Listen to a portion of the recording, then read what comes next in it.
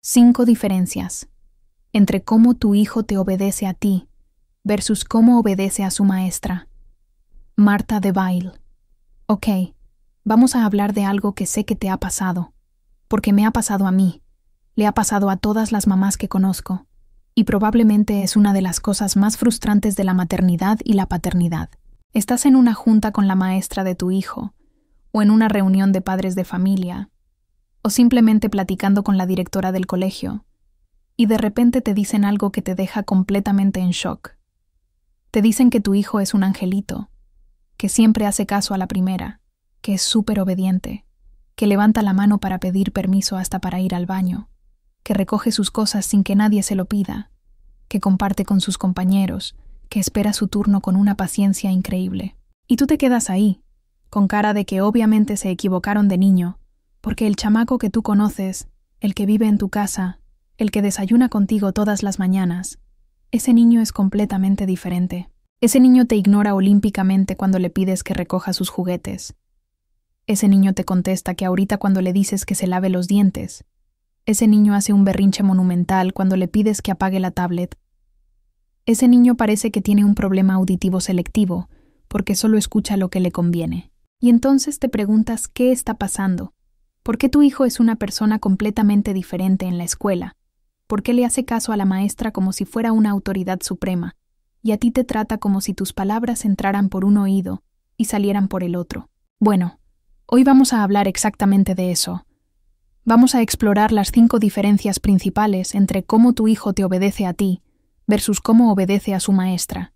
Y lo más importante, vamos a entender por qué pasa esto y qué podemos hacer al respecto. Porque déjame decirte algo desde ahorita. Esto no significa que seas mala madre o mal padre. Esto no significa que estés haciendo algo terriblemente mal. Esto es mucho más común de lo que crees y tiene explicaciones muy lógicas desde la psicología infantil y el desarrollo emocional de los niños. Así que respira, relájate y vamos a meternos de lleno en este tema que sé que te interesa muchísimo. La primera diferencia que vamos a explorar tiene que ver con algo fundamental, y es el contexto emocional en el que se da la obediencia. Cuando tu hijo está en la escuela, está en un ambiente que tiene reglas muy claras y muy consistentes desde el primer día. La maestra establece las normas, las repite constantemente, las aplica de manera uniforme a todos los niños, y hay consecuencias predecibles cuando esas normas no se cumplen. El niño sabe perfectamente qué esperar, sabe que si no sigue las instrucciones, va a haber una consecuencia, sabe que la maestra no va a cambiar de opinión porque le haga ojitos o porque llore un poquito. Pero contigo es diferente. Y no te estoy criticando. Es simplemente la naturaleza de la relación. Contigo hay un vínculo emocional profundo. Contigo hay amor incondicional. Contigo hay una historia compartida de momentos buenos y momentos difíciles. Tu hijo sabe, aunque sea de manera inconsciente, que tú lo vas a seguir amando, aunque no recoja sus juguetes, que tú no lo vas a dejar de querer, porque se tardó 15 minutos en ponerse los zapatos, que tú vas a estar ahí para él pase lo que pase. Y eso es hermoso. Eso es exactamente lo que queremos como padres. Queremos que nuestros hijos se sientan amados incondicionalmente. Pero esa seguridad emocional también les da la libertad de probar límites contigo de una manera que nunca se atreverían a hacer con su maestra. Con la maestra hay respeto, pero también hay una cierta distancia emocional que hace que el niño no se sienta tan cómodo desafiando las reglas. Contigo se siente tan seguro, tan amado, tan aceptado, que puede darse el lujo de mostrar su peor versión sabiendo que no va a perder tu amor. Es como cuando tú llegas a tu casa después de un día horrible en el trabajo y te desquitas con tu pareja o con tu familia, no porque no los quieras, sino precisamente porque sabes que ellos te van a seguir queriendo, aunque estés de malas. Los niños hacen exactamente lo mismo. Se guardan todo el esfuerzo de portarse bien para la escuela y cuando llegan a casa, al lugar seguro, sueltan todo lo que traían guardado. Pero vamos más profundo en esto porque es importante que lo entiendas bien. El cerebro de tu hijo está en desarrollo, y una de las cosas que los niños están aprendiendo constantemente es a regular sus emociones y sus impulsos. Esto requiere mucha energía mental, mucho esfuerzo cognitivo. Imagínate que tu hijo tiene un tanque de autocontrol que se va vaciando a lo largo del día. En la escuela, ese tanque está relativamente lleno en la mañana, y el niño puede usarlo para seguir instrucciones, esperar su turno, compartir materiales, no gritar cuando quiere algo, levantar la mano en lugar de interrumpir. Pero cada una de estas acciones consume un poco de ese combustible de autocontrol. Para cuando tu hijo llega a casa en la tarde, ese tanque está prácticamente vacío. Ya no le queda energía para regular sus impulsos. Ya no le queda paciencia para esperar. Ya no le queda capacidad para manejar la frustración de manera adecuada. Y entonces explota contigo por cosas que parecen mínimas. Se niega a hacer cosas simples. Tiene reacciones desproporcionadas ante pequeños inconvenientes. No es que te quiera menos que a su maestra. No es que te respete menos. Es simplemente que ya no le queda nada en el tanque. Y tú eres la persona con la que puedes ser auténtico sin filtros. La maestra ve al niño con el tanque lleno. Tú lo ves con el tanque vacío. La maestra ve al niño que todavía tiene recursos para comportarse. Tú ves al niño que ya gastó todos sus recursos y necesita descansar y recargarse. La segunda diferencia tiene que ver con las expectativas y la consistencia. En el salón de clases, las reglas son las reglas y punto. La maestra dice que hay que sentarse en silencio durante la lectura, y todos los niños se sientan en silencio durante la lectura. La maestra dice que hay que levantar la mano para hablar, y todos levantan la mano para hablar. No hay negociación, no hay excepciones, no hay un día sí y otro día no dependiendo del humor de la maestra.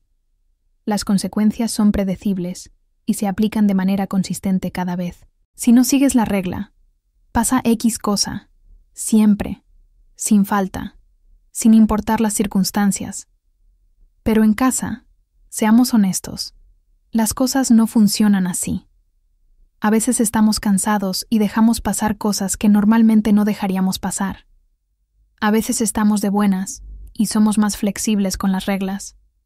A veces estamos apurados y preferimos hacer las cosas nosotros, en lugar de esperar a que el niño las haga. A veces cedemos después de que el niño insiste suficiente porque no tenemos energía para la batalla. A veces decimos que no, y después cambiamos a que sí, porque el niño encontró la manera de convencernos. Y los niños son increíblemente inteligentes, son expertos en detectar patrones, son científicos naturales que están constantemente haciendo experimentos para ver qué funciona y qué no funciona.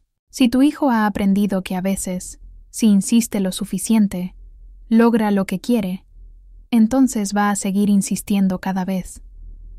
Si tu hijo ha aprendido que las consecuencias que amenazas no siempre se cumplen, entonces va a seguir probando a ver si esta vez se sale con la suya. Si tu hijo ha aprendido que hay una diferencia entre lo que dice mamá y lo que dice papá, o entre lo que dicen los papás y lo que dicen los abuelos, entonces va a jugar con esas diferencias a su favor. No es que sea manipulador en un sentido malicioso, es simplemente que está haciendo lo que todos los seres humanos hacemos: buscar el camino de menor resistencia para conseguir lo que queremos. Con la maestra no hay ese margen de maniobra. La maestra tiene 30 niños en el salón y no puede estar negociando individualmente con cada uno de ellos. No puede estar haciendo excepciones personalizadas. No puede estar cediendo ante berrinches porque entonces perdería el control de todo el grupo. La maestra tiene que ser consistente por necesidad, y esa consistencia hace que los niños sepan exactamente qué esperar y se comporten en consecuencia. En casa somos 1 o 2 adultos con 1 o pocos niños, y eso nos da la flexibilidad de ser más adaptables, pero esa misma flexibilidad a veces trabaja en nuestra contra, porque los niños aprenden que las reglas son negociables. No estoy diciendo que tengas que convertirte en un sargento militar que nunca cede en nada. La flexibilidad también es importante, y hay momentos en que está bien hacer excepciones, pero es importante que estés consciente de que cada vez que cedes después de haber dicho que no, cada vez que no cumples una consecuencia que habías anunciado, cada vez que cambias las reglas dependiendo de tu estado de ánimo, estás enviando un mensaje a tu hijo de que las reglas contigo son diferentes que las reglas con la maestra. Y tu hijo va a actuar en consecuencia. La tercera diferencia es algo que casi nadie considera, pero que tiene un impacto enorme, y es el factor del público y la presión social. En la escuela, tu hijo no está solo contigo, está rodeado de otros 20 o 30 niños que también están siguiendo las reglas, que también están obedeciendo a la maestra, que también están haciendo lo que se supone que deben hacer. Hay una presión social implícita para conformarse, para no ser el único que se porta mal, para no llamar la atención de manera negativa frente a todos los compañeros. Los niños son seres sociales, y les importa muchísimo lo que piensan los demás niños de ellos. Les importa encajar. Les importa ser aceptados por el grupo. Si todos los demás están sentados en silencio, tu hijo no quiere ser el único parado haciendo ruido. Si todos los demás están formados esperando su turno, tu hijo no quiere ser el único que se mete a la fila. Hay una especie de efecto de manada que hace que los niños se comporten mejor cuando están en grupo, porque no quieren destacar negativamente. Además, está la vergüenza, que es una emoción social muy poderosa. A tu hijo le daría mucha pena que la maestra lo regañara frente a todos sus compañeros. Le daría pena que los otros niños lo vieran meterse en problemas. Le daría pena ser señalado como el niño que no sigue las reglas. Esa posibilidad de vergüenza pública funciona como un regulador del comportamiento que simplemente no existe en casa. En casa, cuando te desobedece, el único público eres tú, y quizás su papá o sus hermanos. No hay 20 pares de ojos viéndolo. No hay compañeros que puedan juzgarlo. No hay riesgo de quedar en ridículo frente a personas cuya opinión le importa socialmente. La dinámica es completamente diferente. En casa puede hacer un berrinche sin que nadie fuera de la familia lo vea.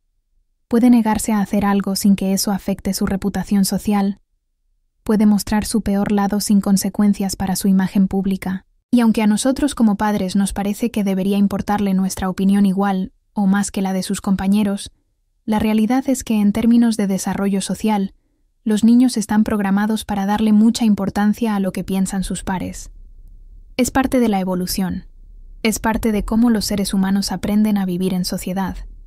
Es parte del proceso de socialización. No es que no le importe tu opinión, es que la presión social del grupo de pares tiene un peso enorme que simplemente no está presente cuando estás solo contigo en la sala de tu casa. También hay algo interesante que tiene que ver con la observación y el aprendizaje social.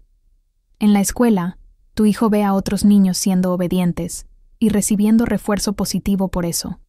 Ve a otros niños desobedeciendo y recibiendo consecuencias negativas. Aprende no solo de su propia experiencia, sino de la experiencia de todos los demás niños en el salón. Puede ver en tiempo real qué pasa cuando alguien sigue las reglas y qué pasa cuando alguien no las sigue. Y eso refuerza constantemente el mensaje de que obedecer es la mejor opción. En casa no tiene ese modelo constante de otros niños comportándose bien. No tiene esa retroalimentación continua de ver consecuencias aplicadas a otros. No tiene ese recordatorio permanente de cuáles son las expectativas de comportamiento. La cuarta diferencia es quizás la más difícil de aceptar para muchos padres, pero es fundamental entenderla, y tiene que ver con el poder y la percepción de autoridad. La maestra, desde el momento en que los niños entran al salón de clases, es percibida como una figura de autoridad clara e incuestionable. Está en una posición de poder que viene dada por la institución, por el rol que ocupa, por todo el sistema escolar que la respalda. Los niños no cuestionan que la maestra es la que manda en el salón. No se preguntan por qué tienen que hacerle caso. Simplemente asumen que así es como funcionan las cosas en la escuela. La maestra no es su amiga, no es su confidente, no es alguien con quien negocian, es la autoridad y punto. Pero contigo la cosa es diferente. Tú eres muchas cosas para tu hijo. Eres su cuidador, su proveedor de alimento y refugio, pero también eres su compañero de juegos a veces, su confidente otras veces, la persona que lo consuela cuando tiene miedo, la persona que lo abraza cuando está triste, la persona que le hace cosquillas y se ríe con él. Tienes múltiples roles en su vida, y eso hace que tu autoridad sea más difusa, más complicada de definir. Tu hijo te ve en tus momentos de fortaleza, pero también te ve en tus momentos de debilidad. Te ve cuando estás seguro de ti mismo, pero también te ve cuando dudas. Te ve cuando tienes el control, pero también te ve cuando pierdes la paciencia. Te conoce de una manera íntima que no conoce a su maestra, y ese conocimiento íntimo incluye saber cuándo estás dispuesto a ceder, cuándo estás demasiado cansado para pelear, cuándo puedes presionarte y cuándo mejor no. Además, está el tema de cómo percibe tu hijo el poder que tienes sobre él. Con la maestra, el poder es claro. Si no le haces caso, te puede poner una consecuencia. Puede llamar a tus papás. Puede mandarte a la dirección. Puede afectar tu calificación. Puede hacer que te pierdas el recreo. Hay consecuencias tangibles, y el niño las entiende perfectamente. Pero contigo, a veces las consecuencias son menos claras, menos consistentes, menos inmediatas. A veces amenazas con cosas que después no cumples. A veces las consecuencias tardan en llegar. A veces el niño sabe que aunque se porte mal, vas a seguir queriéndolo y cuidándolo igual. Eso no significa que debas gobernar a tu hijo con miedo, para nada, pero sí significa que tienes que ser muy consciente de cómo estableces y mantienes tu autoridad en el hogar. No se trata de ser autoritario, se trata de ser una autoridad confiable, consistente, predecible. Se trata de que tu hijo sepa que cuando dices algo, lo dices en serio, que cuando pones un límite, ese límite se mantiene, que cuando anuncias una consecuencia, esa consecuencia se va a cumplir. También hay algo interesante en la psicología del poder, que tiene que ver con la escasez y la familiaridad. Vemos a nuestros padres todos los días.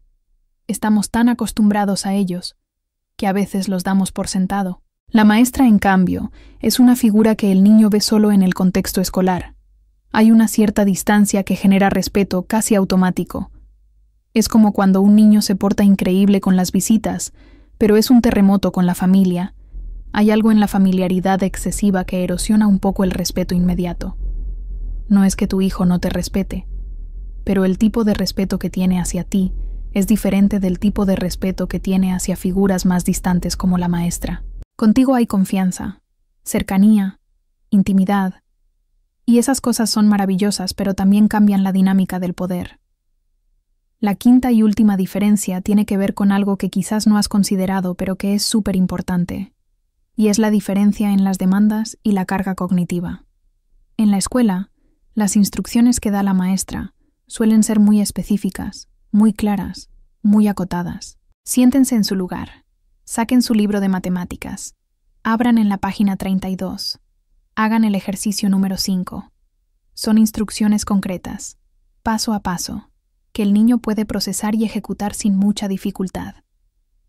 Además, generalmente hay una sola tarea que hacer a la vez, un solo foco de atención, una sola cosa que el niño tiene que recordar en ese momento. Pero en casa, piensa en cómo le damos instrucciones a nuestros hijos. Muchas veces son instrucciones vagas, complicadas o múltiples al mismo tiempo.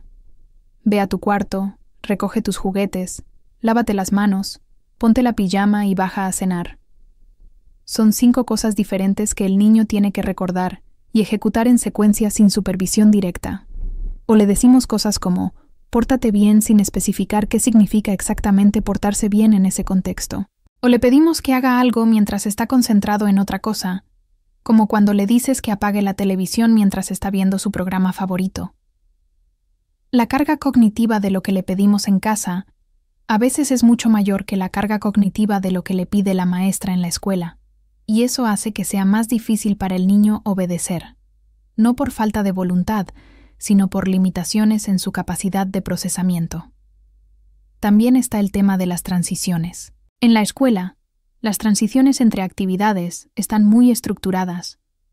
Hay señales claras de que una cosa terminó y otra va a empezar. Hay rutinas establecidas que el niño ya conoce y puede anticipar.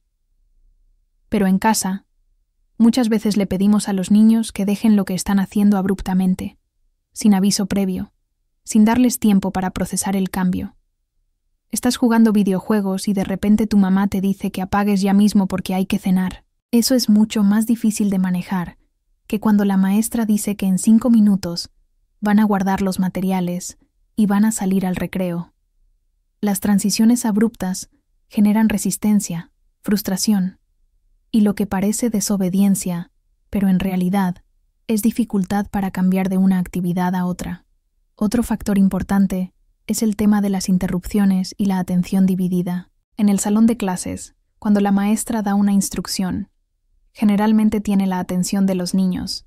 Está parada frente a ellos, los está mirando, ellos la están mirando.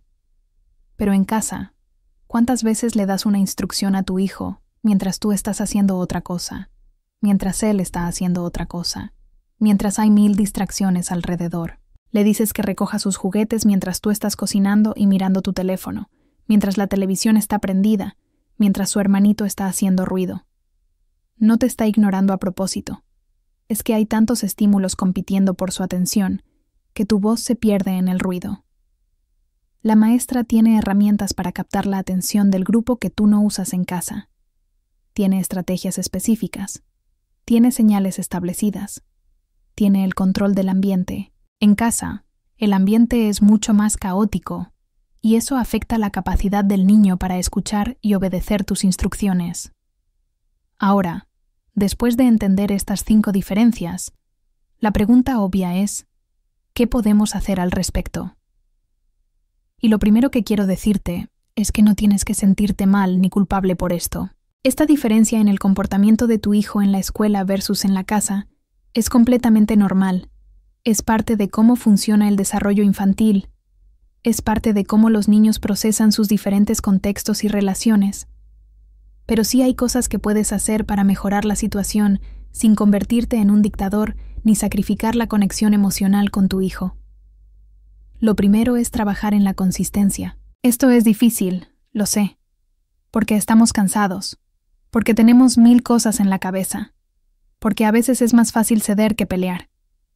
Pero cada vez que dices algo y no lo cumples, cada vez que pones una consecuencia y no la aplicas, estás enseñándole a tu hijo que tus palabras no significan nada. Trata de no amenazar con cosas que no vas a cumplir. Trata de pensar antes de hablar, si realmente estás dispuesto a seguir adelante con lo que vas a decir. Si dices que si no recoge sus juguetes los vas a guardar y no los va a poder usar por una semana, tienes que estar preparado para cumplirlo. Si no estás preparado para cumplirlo, mejor di otra cosa. La consistencia construye credibilidad, y la credibilidad construye autoridad genuina.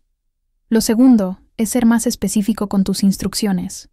En lugar de decir ordena tu cuarto, que es vago y abrumador, di recoge los bloques y ponlos en la caja azul. En lugar de decir pórtate bien, di no corras en la tienda y mantén tus manos junto a tu cuerpo. Instrucciones específicas son más fáciles de seguir que instrucciones generales. Y si tienes que dar múltiples instrucciones, dalas una a la vez. Espera a que complete la primera antes de dar la segunda. Lo tercero es trabajar en las transiciones. Dale a tu hijo avisos previos antes de pedirle que cambie de actividad. En lugar de decir apaga la tablet ya, di en 5 minutos vas a apagar la tablet para ir a cenar. Dale tiempo para procesar mentalmente el cambio, para terminar lo que estaba haciendo, para prepararse emocionalmente para la transición. Esto reduce enormemente la resistencia y los conflictos. Lo cuarto es asegurarte de tener la atención de tu hijo antes de dar una instrucción. En lugar de gritar desde la cocina, ve a dónde está tu hijo, ponte a su nivel, haz contacto visual y entonces da la instrucción. Esto parece básico, pero hace una diferencia enorme. No le hables mientras él está mirando la televisión o jugando con algo. Primero pausa eso, capta su atención y entonces habla. Lo quinto es establecer rutinas claras para las cosas que tienen que pasar todos los días. Las rutinas reducen la necesidad de dar instrucciones constantemente porque el niño ya sabe qué sigue, ya sabe qué se espera de él en cada momento del día. Si todos los días después de cenar hay que lavarse los dientes, ponerse la pijama y leer un cuento, eventualmente el niño lo hace automáticamente sin que tengas que recordárselo cada vez. Lo sexto, y esto es importante, es elegir tus batallas sabiamente. No puedes estar peleando por todo el tiempo. Eso agota a todos y erosiona la relación. Decide qué cosas son realmente importantes y no negociables, y en esas sé firme y consistente siempre. Pero también identifica las cosas que en realidad no importan tanto y en esas puedes ser más flexible. Si el niño quiere ponerse la playera roja en lugar de la azul, probablemente no vale la pena la pelea. Pero si se trata de seguridad o de valores fundamentales, ahí sí mantén tu posición sin ceder. Lo séptimo es recordar que la conexión viene antes que la corrección. Si tu relación con tu hijo está tensa, si hay mucho conflicto, si siente que solo lo buscas para regañarlo o para pedirle cosas, va a estar mucho menos dispuesto a cooperar. Asegúrate de tener momentos de conexión positiva, momentos donde solo están disfrutando juntos sin demandas ni expectativas, momentos donde él siente que lo amas y lo disfrutas tal como es. Cuando esa base de conexión está fuerte, la cooperación viene mucho más fácil. Lo octavo es no tomártelo personal. Tu hijo no te desobedece porque no te quiere, no te desobedece porque no te respeta, no te desobedece porque seas mal padre o mala madre. Te desobedece porque eres su lugar seguro, porque contigo puede ser auténtico, porque contigo puede soltar todo lo que traía guardado. Eso es un privilegio, aunque no lo sienta así cuando estás en medio del conflicto. Significa que tu hijo confía en ti lo suficiente como para mostrarte sus peores momentos, sabiendo que no lo vas a dejar de amar. Y lo último que quiero decirte es que esto es una etapa. Así como tu hijo está en proceso de desarrollo cerebral, también está en proceso de desarrollo emocional y social. La parte del cerebro que regula los impulsos, que permite planificar a largo plazo, que ayuda a considerar las consecuencias de las acciones, no termina de madurar hasta los 25 años aproximadamente. Sí, leíste bien. 25 años. Así que ten paciencia. Tu hijo está literalmente en construcción, y cada día su capacidad de autorregulación mejora un poquito. Lo que hoy parece imposible, dentro de unos años será mucho más fácil. Mientras tanto, respira profundo. Recuerda que no estás solo en esto, que todos los padres del mundo están lidiando con lo mismo, que la maestra puede tener la obediencia de tu hijo, pero tú tienes su corazón. Y al final del día, eso es lo que realmente importa.